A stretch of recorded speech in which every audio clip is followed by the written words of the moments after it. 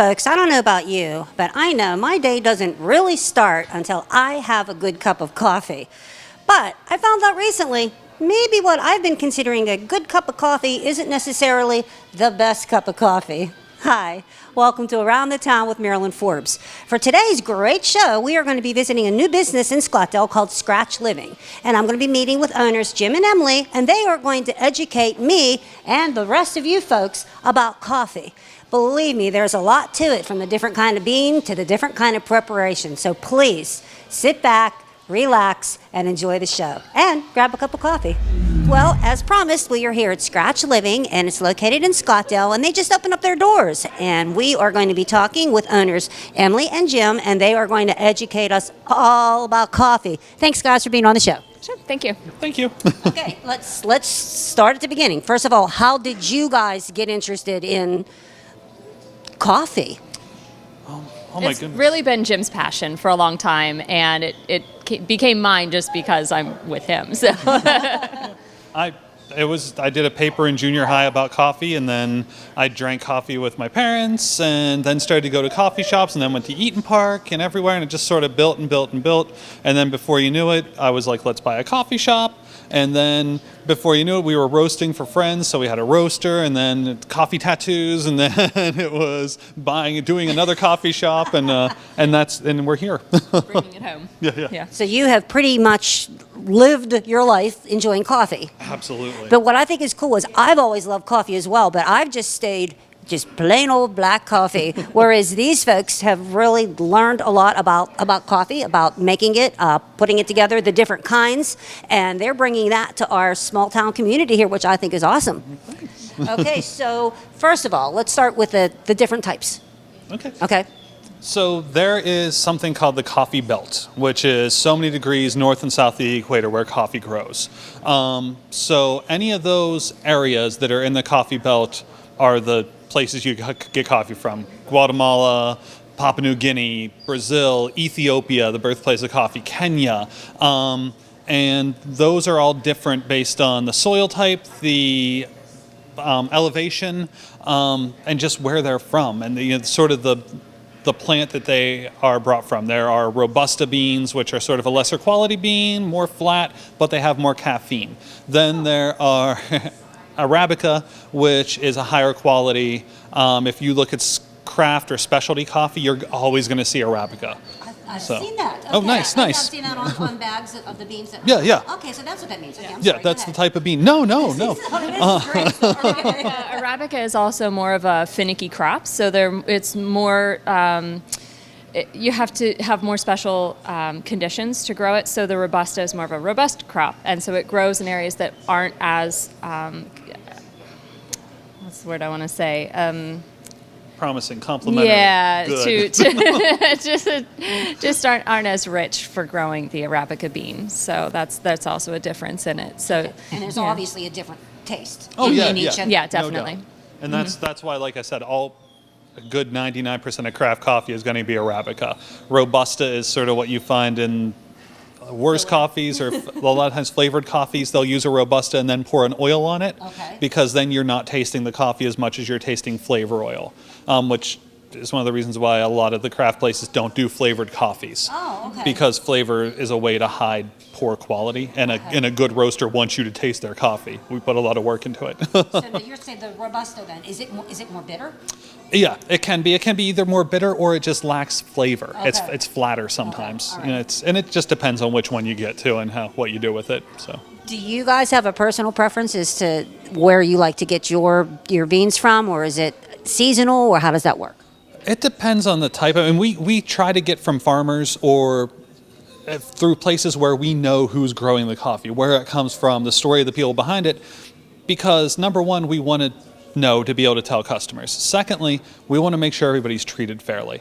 The value chain of coffee is really important. So Yeah, it's a lot of small farms, and it's really important to make sure that the people that are actually running the farm and harvesting the crop and preparing it to ship it out are getting paid for the work that they do. Yeah. or else we won't have coffee anymore, and that would be a real that'd be drag. terrible. I know. So yeah, we focus on that, and then it's a lot of looking at flavor profiles and just seeing what do we think's going to work, what do we think's going to taste good at the end of the day. So now I know you guys have been doing this for a long time, but the folks out there, like, can we go someplace or can we order things online? The different types of beans, the different types of that you're talking about? Oh yeah, absolutely. I mean, people could order unroasted beans if they want to. Now it becomes really hard if you were trying to roast your own beans. That gets rough. I never knew that. How would you roast a bean? I'm just. Oh my goodness, there are as many ways as there are really? possibilities. Okay, let's skip that one. People use popcorn poppers. They've done it in sheet trays on We've done it over ovens. the fire. I've done them. Yeah, I've done it in a cast iron pot over a fire. Yeah. And you can do anything up to our roaster in the back. And then as far as ordering roasted beans, you can get those anywhere. We do subscriptions. We do things that you can order online. There are great roasters all over the place. Our whole shop is stickered with other roasters where we've got coffee, where we've tried coffee from, because there are a lot of good people out there and they're doing a lot of cool things. And really, it's a great idea. If you want to experience coffee, go ahead and look online and order from different roasters and look at the profiles and try a lot of different flavors, because when you start to taste the subtle differences in coffee, then you really open up your really world. excited. Yeah. Absolutely. Yeah. Okay, One now- person could never do it all. So. Well, you guys are trying that. Yeah. There's two of you. Hold on a second. Okay, now we know there's different beans and tastes. I was surprised to find out how many different preparations there are, because as I said, I'm just open up a can or bag and stick it in, but several different ways to prepare coffee. So we're going to start with.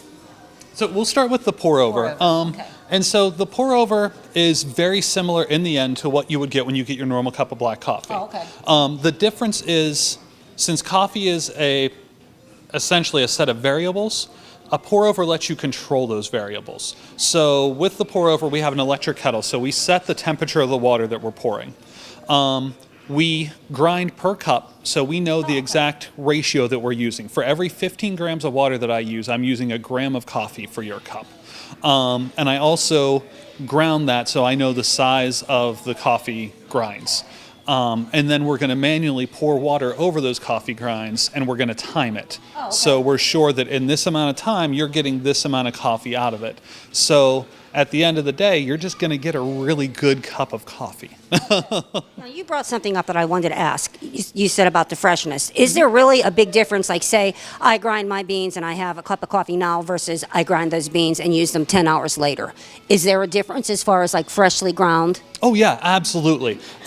So in a perfect world, you want to grind as close to brewing as possible. Okay. So even, for example, I ground that a few minutes ago so we could do a pour over. I wouldn't normally do that because immediately that coffee is oxidizing, it's gassing off, it's releasing gases, and so it's already going to be a little bit flatter than if I ground that fresh. So anytime you buy ground coffee, you're buying stale coffee. Okay.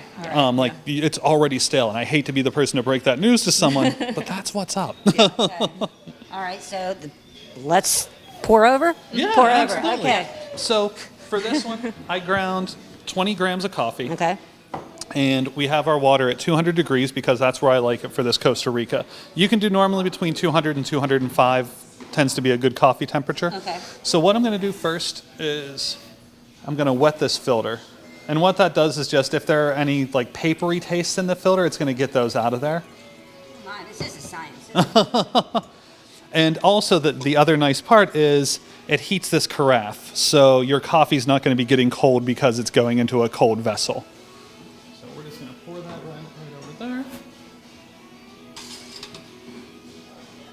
So we're going to put that in. It smells wonderful. Thank you. It does. So then what we're going to do is I'm going to pour just a little bit. Oh, actually, I'm going to tear that. We're going to pour just a little bit of water over this.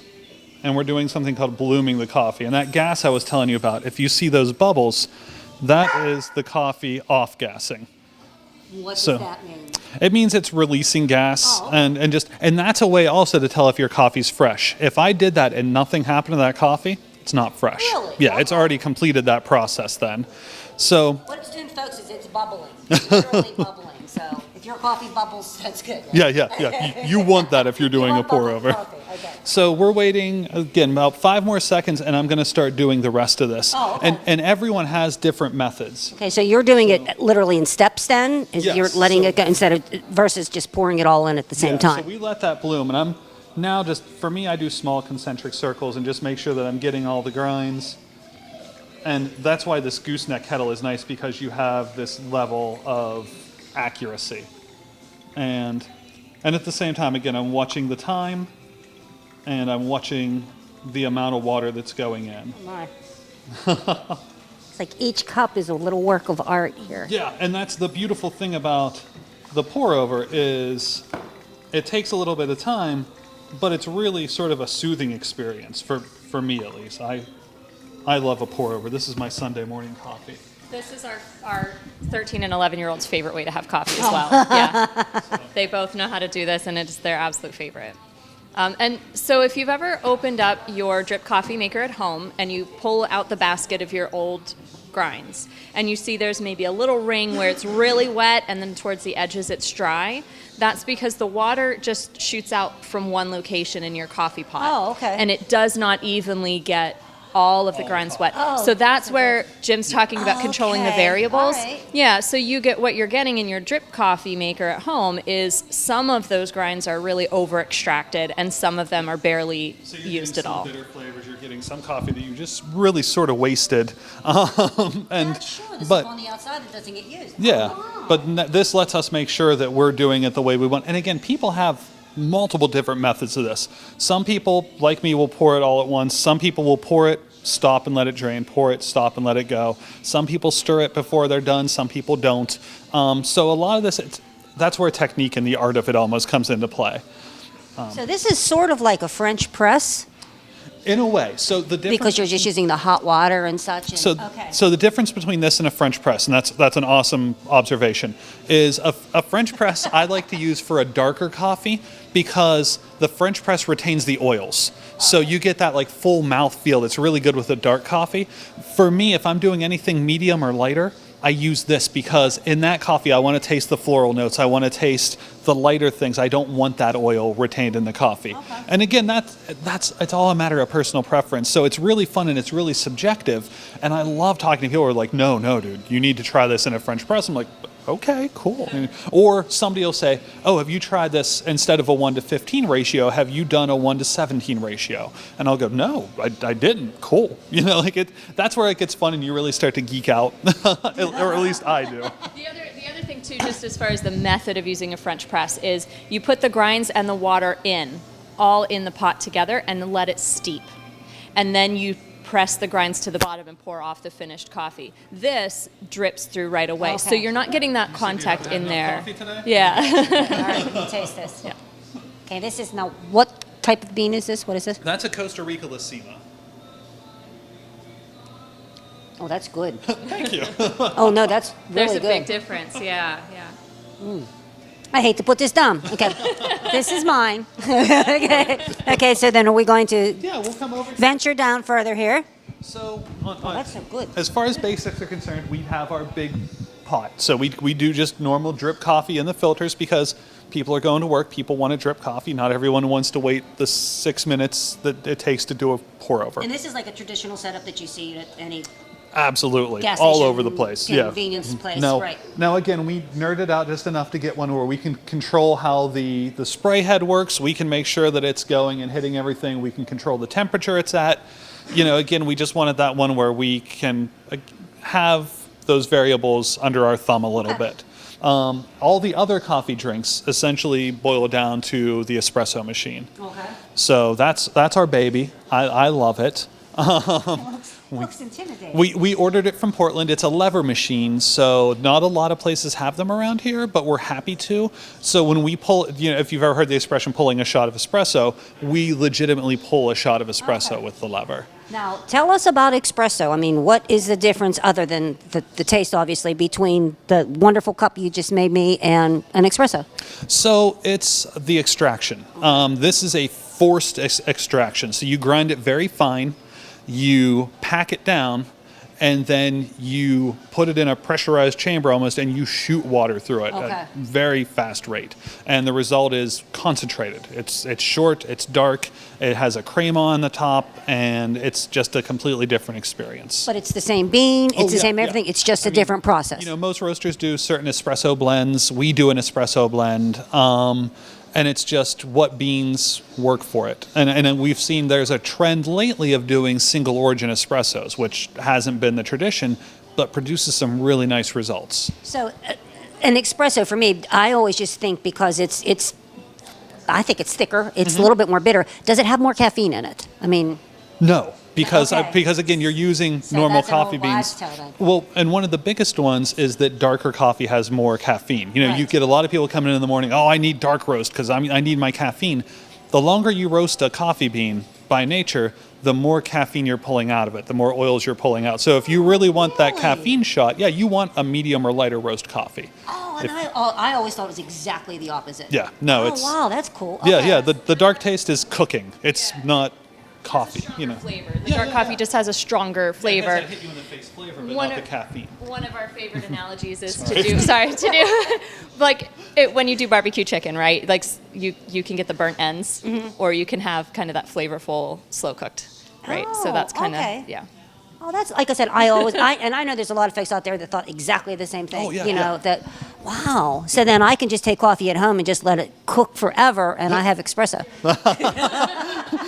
Yes. Okay, let's make some espresso. Okay, so how does this happen? So we're going to take this out. This little piece is called a portafilter. Okay, So we're going to take our portafilter over behind you. I'm sorry. that's okay. There's a lot of jumping around back here. It's not We're a good, huge we're good. space. And that's our grinder. So our espresso's coming out. So again, we'll do two of them. Okay, We'll both play. Oh. Throw some espresso on the ground. Yeah. It's a party. espresso for everyone. So normally for this shot, we're doing a double shot. So we want it to be between 14 and 16 grams. Again, variables, everything should be by weight. So we'll play with that. A little bit more, we're only at 13.2. Boy, you are precise.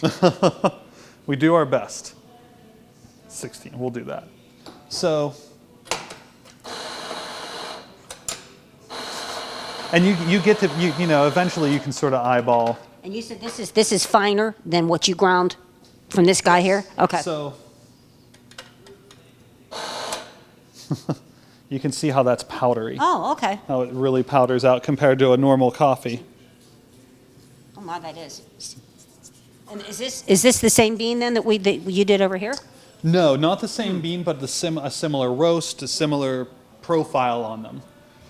Sorry about that. I just threw a coffee in your hands. Like, there you go. I asked for it. So then we take this. Oh, I this see. is- You're pressing it down. Yeah, this is a tamper. We make sure it's even. We give it a good press. Sometimes you spin it off and wipe the edges to make sure nothing gets clogged in the machine. Then there are slots there that lock it into place. That's easy enough. And yeah, and again, you get pretty good at it, and you get quick because you're doing shot after shot. So we will make. Let's do a mocha. Mocha's a pretty standard Okay. drink. People get Okay. mochas a lot, so we'll put some chocolate in. What's mocha? Okay. A Oh, mocha is chocolate, espresso, and steamed milk. So, and again, when we did the bloom, we do that again. We let a little bit of water in there before the shot actually pulls to sort of bloom that espresso. And if you see, it's coming out very, very light and very creamy, and that is the crema, which is a layer on top of the espresso. And that's the tasty part. So that's what you have right there. Okay. It's just, that's chocolate and espresso. I can hear Emily behind us getting milk ready. And so the last component of it is our steamed milk. So, and this is the fun part too. So we have this is a steam wand, and it just neato. shoots Okay. steam out. So what we're gonna do is steamed milk, we're essentially aerating it. And so, I'm so sorry everybody that can't see anything except for you, but see, Awesome. if you can tell, we're creating a whirlpool effect. Everything's circling, and we're putting air into the coffee. And so it's gonna have something called microfoam, very tiny little bubbles. So it That's looks just good. regular oat milk. Uh-huh. So, and then that breaks any of the ones that are a little too big.